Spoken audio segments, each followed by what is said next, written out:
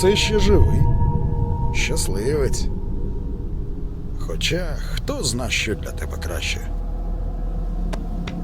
Подивимось, що Сидорович за тебе відвалить.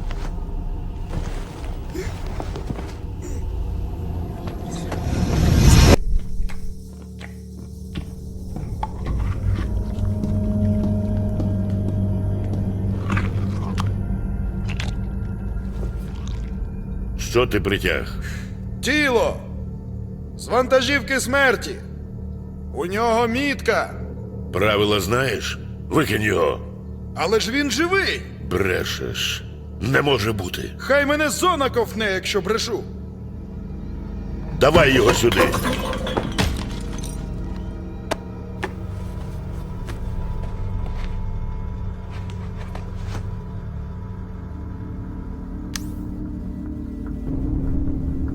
Так, за цю чухню я дам тобі...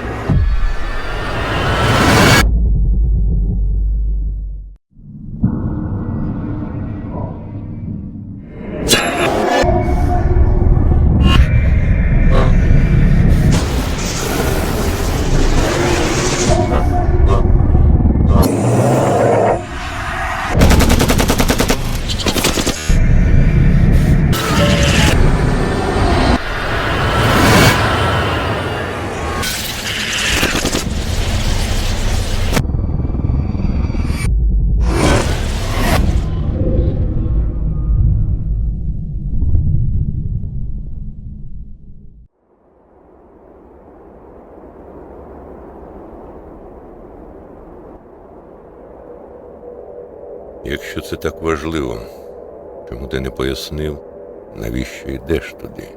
І як тобі вдалося зробити це фото? Ти навіть не уявляєш, де я був і що я там бачив. Ох, стрільцю, краще не лізьте туди.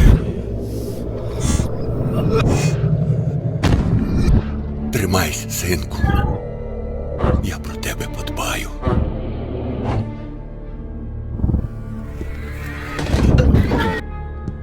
Усе буде добре.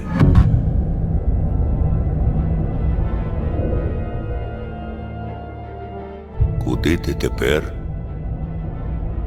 Північ. На північ.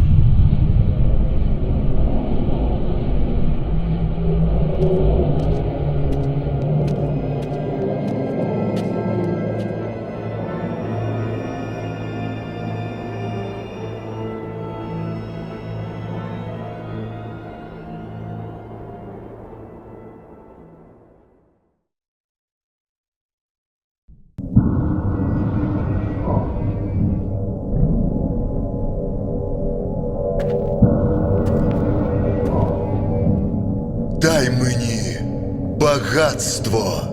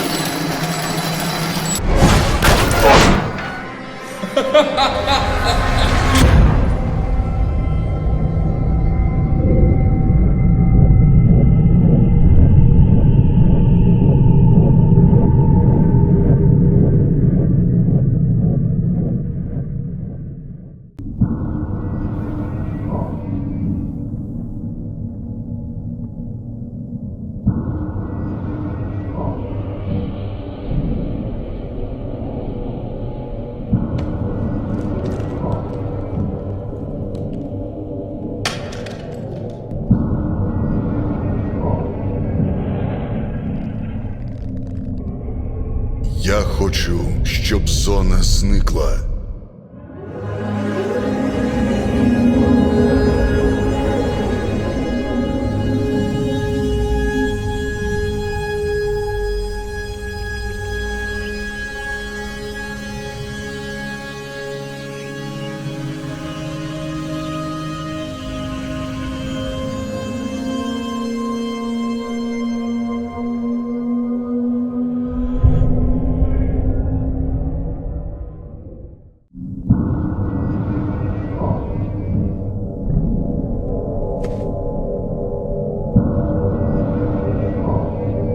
Дай мені безсмертя.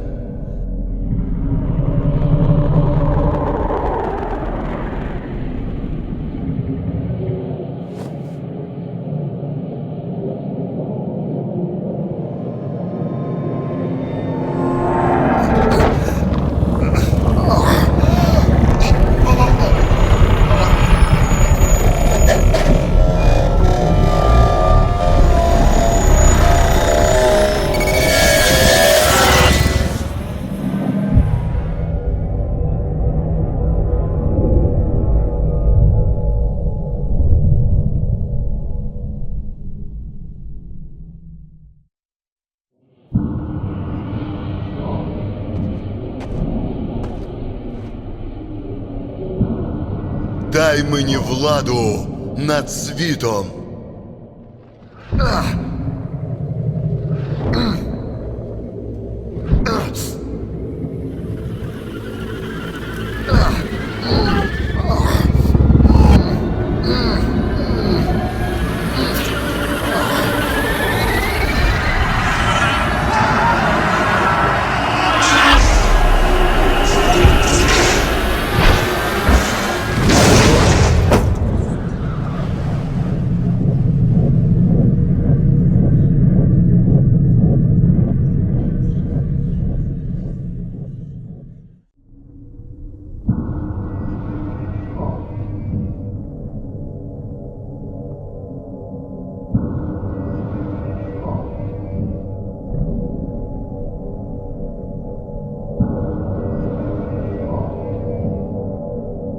Людство не виправити. Воно має бути знищене.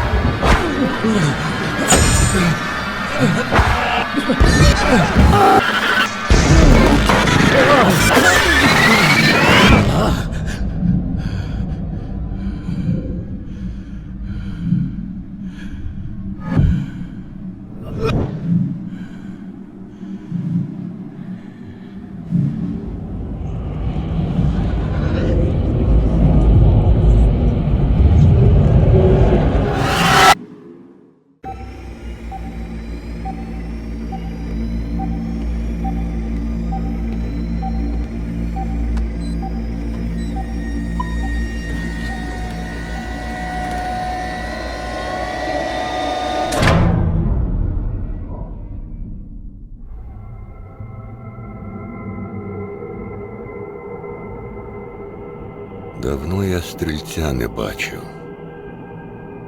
Невже він загинув? Ні, не може того бути. Він з будь-якої халепи врятується. В нього все гаразд. Ну що, ходімо? Ходімо, час обідати. Я знаю, це тобі цікавіше, ніж доля старого друга.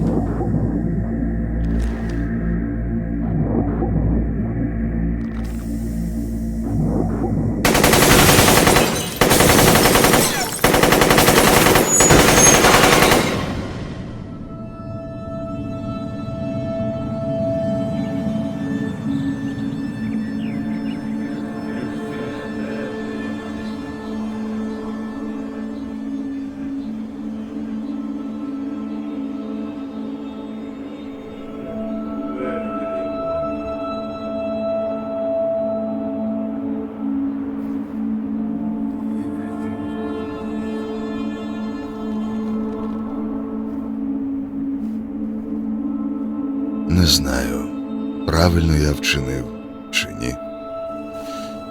І, мабуть, ніколи не дізнаюся. Але я зробив вибір. Сподіваюся, він був правильним.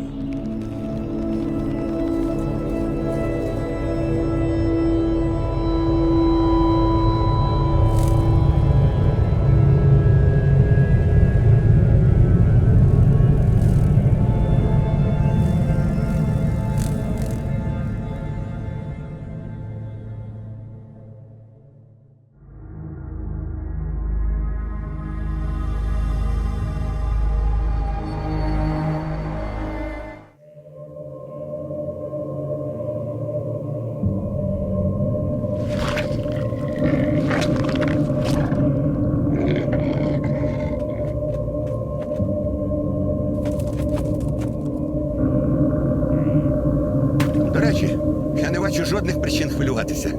Згідно з результатами наших досліджень, наступний вихід станеться не раніше, ніж за 2 місяці та 4 дні плюс-мінус 7 годин.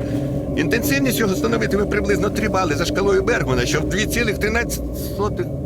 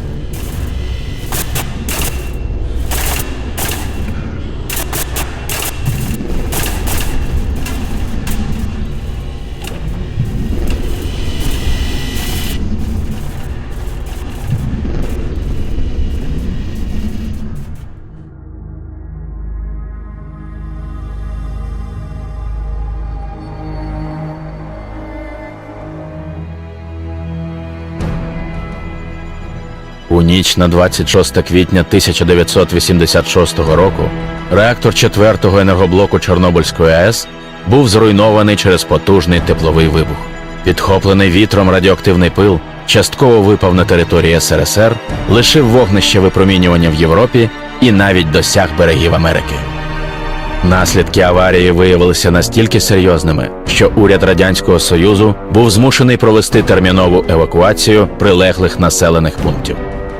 Заражені території у радіусі 30 кілометрів від станції перетворилися на суворо охоронювану зону повного відчуження. Після зведення залізобетонного саркофага над зруйнованим енергоблоком експлуатацію ЧАЕС було відновлено.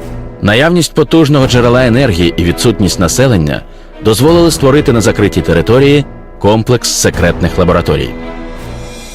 10 червня 2006 року зону раптово осяяло нестерпне світло.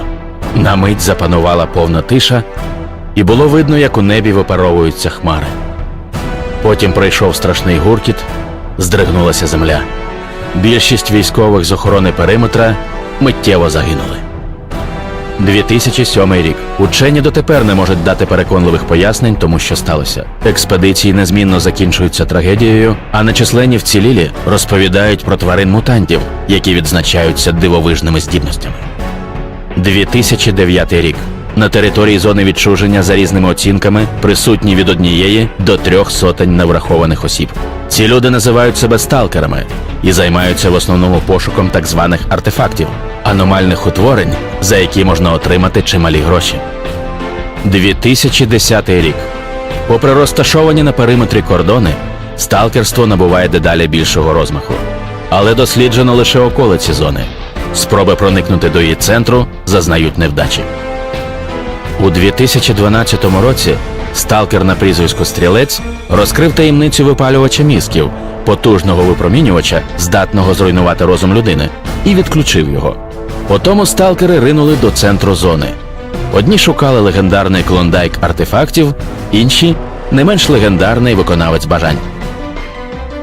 З огляду на нові умови, Рада національної безпеки та оборони України ухвалила рішення про негайне проведення спецоперації «Фарватер».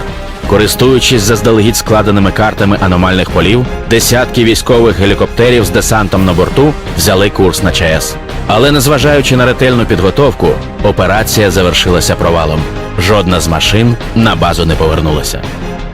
Для з'ясування причин провалу операції до зони направлено співробітника СБУ майора Дегтярьова, в минулому досвідченого сталкера. З невеликим запасом провізії, автоматом та рацією для зв'язку із центром він розпочинає свій шлях у глиб зони. Майоре, як чутно? Прийом. Тут майор Дегтярьов. Зв'язок хороший. Добре. Призначаєтесь відповідальним за завершення операції «Фарватер». Ковальський із загоном «Скат» вам допомагатиме. Доповідайте поточну ситуацію. Наразі вдалося отримати документи щодо експериментів на території зони. Окрім того, до нас прийшов сталкер, який побував на ЧАЕС. Прізвисько Стрілець. Він готовий до співпраці. Зрозумів. На співробітництво погоджуйтеся. Є інформація про причини падіння гелікоптерів? Є. Я вже отримав достовірні дані. Відомості від стрільця лише підтверджують їх. Гелікоптери були вражені аномаліями, розташування яких змінилося під час викиду. Це явище не було враховано, коли готували мапи. Через те десант і загинув. Тепер врахуємо. Значить, маємо час до наступного викиду. Вас зі сталкером підберуть на точці Б-28. Групу «Скат» буде евакуйовано із вами. Гелікоптери вже піднімаються в повітря. Кінець зв'язку. Майоре, як чутно? Прийом. Тут майор Дегтярьов. Зв'язок хороший. Добре. Призначаєтесь відповідальним за завершення операції «Фарватер». Ковальський із загоном «Скат» вам допомагатиме. Доповідайте поточну ситуацію. Наразі вдалося отримати документи щодо експериментів на території зони. Окрім того, до нас прийшов сталкер, який побував на ЧАЕС. Прізвисько Стрілець. Він готовий до співпраці. Зрозумів. На співробітництво погоджуйтеся. Є інформація про причини падіння гелікоптерів? Стрілець стверджує, що гелікоптери потрапили до аномалій. Після кожного викиду розташування останніх змінюється, але це не було враховано, коли готували мапи для операції «Фарватер». Тепер врахуємо. Значить, маємо час до наступного викиду. Вас зі сталкером підберуть на точці Б-28. Групу «Скат» буде евакуйовано із вами. Гелікоптери вже піднімаються в повітря. Кінець зв'язку.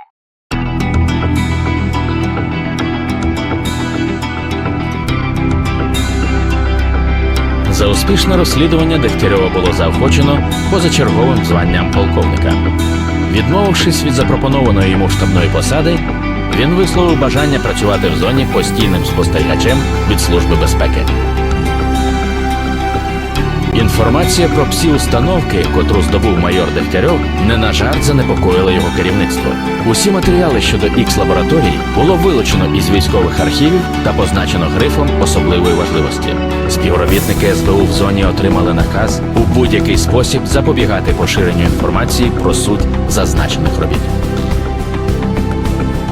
На основі промислової документації виробу номер 62 було створено кілька дослідних зразків. Після випробувань від масового використання цієї зброї вирішили відмовитися. Вартість боєприпасів виявилася надто високою. Втім, деякі факти дозволяють припустити, що вдосконалювання гаусс-гармати приховано триває. Після того, як усі спроби взяти Скадовськ під контроль провалилися, Султан та його банда полишились одно. Зі зникненням цієї небезпеки мізерний струмочок сталкерів та артефактів перетворився на бурхливий потік. Бізнес Бороди став процвітати, а Скадовськ у популярності майже зрівнявся з баром Сторенген. Після знищення лігвища кровососів тварюки вже не могли перешкодити спокійному плину тутешнього життя. На якийсь час старе Содно стало центром відносної стабільності у мінливому світі зони. Між загонами Волі та Долгу на станції Янів запанувало нестійке перемир'я. Стомлені через безглузду боротьбу, бійці обох угруповань почали поповнювати лави вільних сталкерів. Науково-дослідна експедиція професорів Германа та Озьорського завершилася успішно. Зібрані дані допомогли розробити кілька унікальних пристроїв та лікарських препаратів.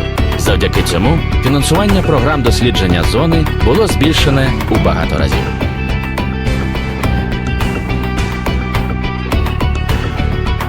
Розповіді Гарика про боротьбу військових із небезпеками Прип'яті багато кого зацікавили. Тож незабаром силами розрізнених груп розпочалося її вивчення. Попри постійні атаки бійців моноліту, сталкери змогли закріпитися у колишньому таборі військових і здійснюють звідти вилазки, щоразу більше заглиблюючись до міста Привида. Розповіді про Оазу перестали бути легендами. Дедалі частіше у розмовах між сталкерами згадувалися ті, хто зміг знайти шлях до цієї таємничої аномалії.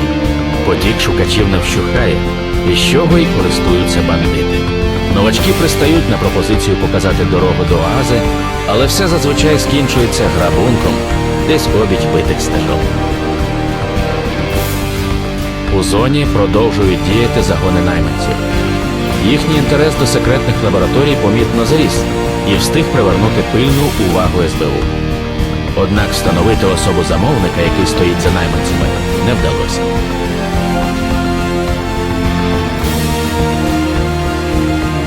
Місцевість біля станції Янів приваблює дедалі більше сталкерів. Через відсутність небезпечних мутантів та велику кількість аномальних утворень ці місця у свідомості сталкерів дедалі більше ототожнюються із тим самим клондайком артефактів.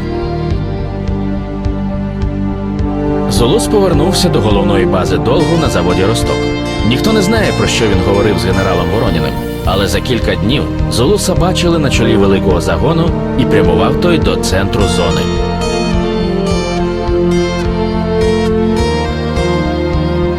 Вано пішов на армійські склади до Волі, де завдяки легкій вдачі та оптимізму швидко заслужив на загальну симпатію. Врешті-решт він очолив невеличку групу дослідників, що зайнялася вивченням аномалій.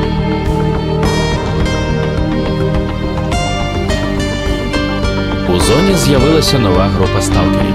Підготовлені вони добре, та їхні цілі нікому не відомі. За непідтвердженими чутками, усі ці люди колись були бійцями моноліту. Лідер загону відомий під прізвиськом Бродяга. Старший лейтенант Соколов продовжив літати над територією зони і був збитий найманцями над Лиманськом. За 2 тижні його вцілілого хіба що дивом біля кордону підібрав патруль. Невдовзі Соколов звільнився із ВПС і перейшов до цивільної авіації. Сич налагодив міцні зв'язки із замовниками поза зоною. Його товар – інформація. Подейкують, що значна частина здобутих ним відомостей йде до СБУ. Під час особливо потужного викиду група сталкерів була змушена шукати прихисток у старій баржі Ноя. Незабаром судно атакували снорки, і хлопці зрозуміли, що опинилися у невеликій, але пристойній фортеці. Особливий подив викликала зграйка псевдособачат, які разом із Ноєм допомагали боронити баржу від мутантів.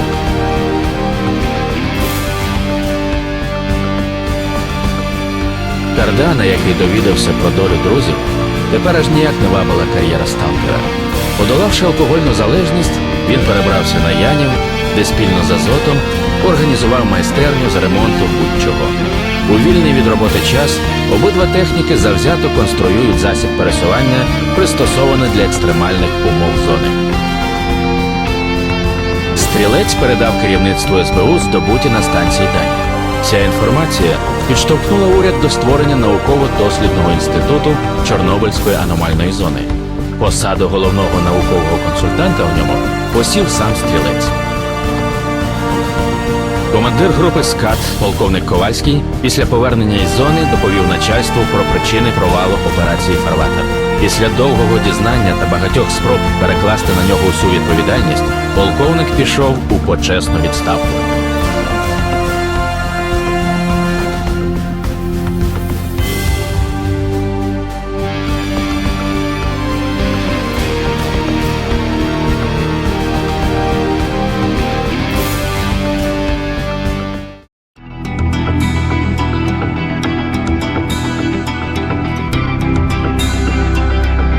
На Скадовську остаточно встановився закон султана, і судно стало базою для бандитів. Борода, не бажаючи платити данину пацанам, разом з групою однодумців рушив до незвіданих місцин зони. Спроби сталкерів відновити колишній стан справ хутко зійшли ні на що.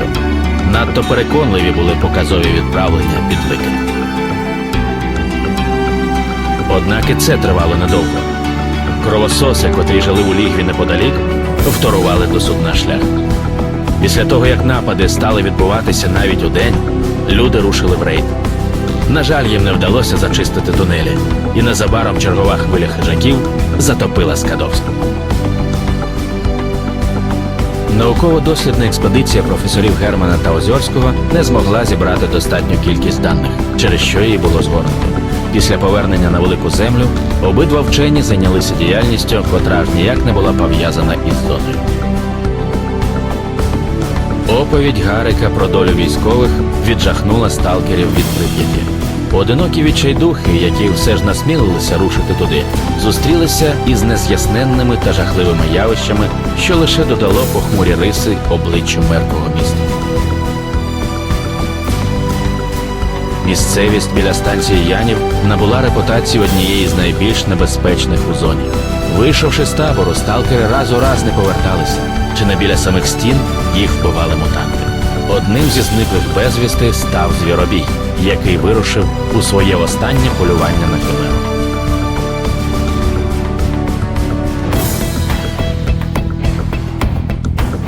Чутки про долю Золуса дійшли до генерала Вороніна.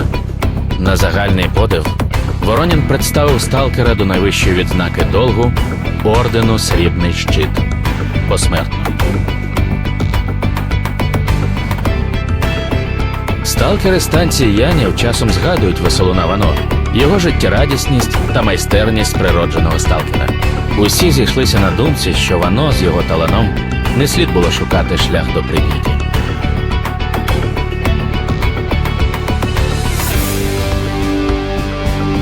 Мало хто помітив зникнення бродяги, єдиної людини, яка намагалася зрозуміти, що сталося із монолітівцями, та допомогти їм.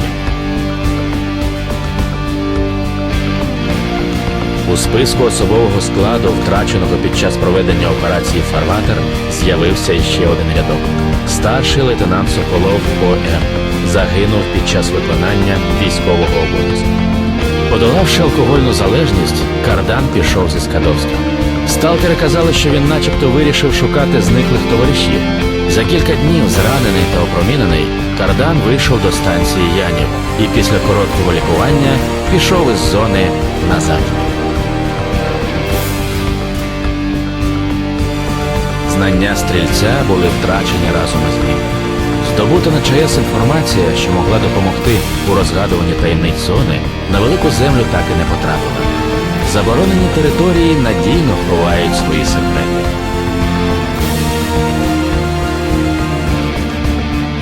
Командир групи «Скат», полковник Ковальський, лишився там, де й переважна частина його загону. Тіла поглинула зона. І тепер усе, що нагадує про цих людей, облямовані чорною стрічкою фотографії на почесному стенді спецмузею. Угруповання «Воля» змогло заслужити на довіру сталкерів зі станції Янів.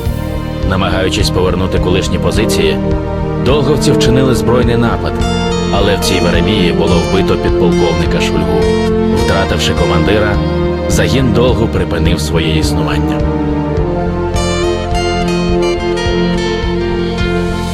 Зростання чисельності та популярність серед сталкерів дозволили Долгу витіснити Волю зі станції Янів. У запеклому бою загін на чолі з Локі було знищено.